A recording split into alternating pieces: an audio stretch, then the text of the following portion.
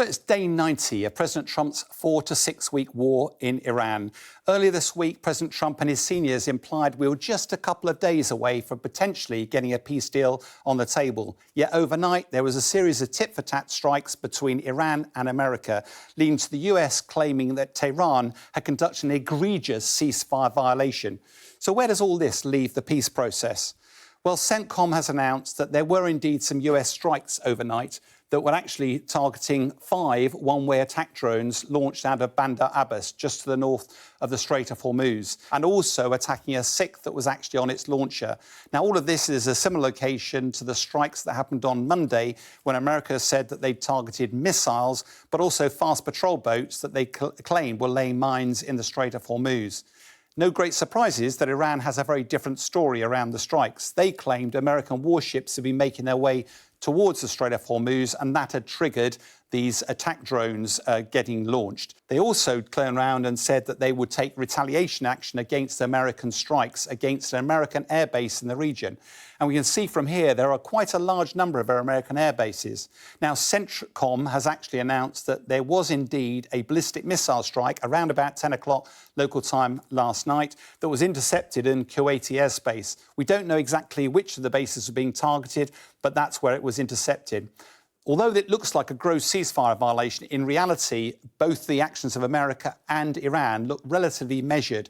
Why is that important? Because if we had got American casualties, particularly military casualties, then there would be a grave risk of escalation. It does appear as if both sides were trying to avoid that.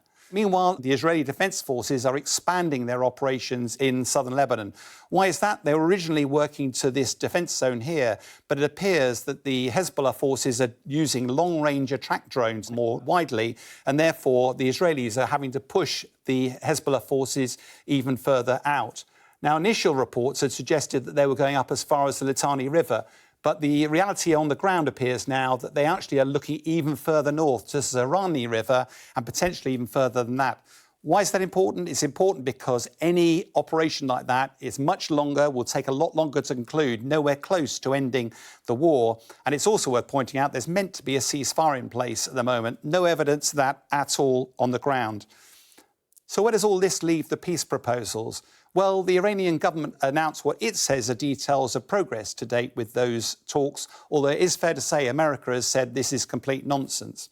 2 main themes out of the leaked draft from the Iranians, one of which is the US forces agreed to actually withdraw from the immediate area of Iran, probably to ease the blockade, and several details around the Strait of Hormuz. Why is that important? Because for the international community trying to resolve the global energy crisis, that's a key point of focus. The challenge, of course, there doesn't seem to be any mention here of the nuclear weapons or uranium enrichment, both key areas of interest for President Trump. Now, President Trump evidently now needs some form of off-ramp and actually bringing the war to an end.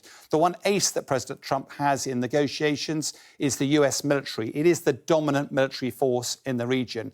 The challenge, of course, is that the US, despite success on the battlefield, that has not translated into strategic success in their war. Secondly, each time the US conducts operations against Iran, it triggers a response from Iran, often with unintended consequences for the region.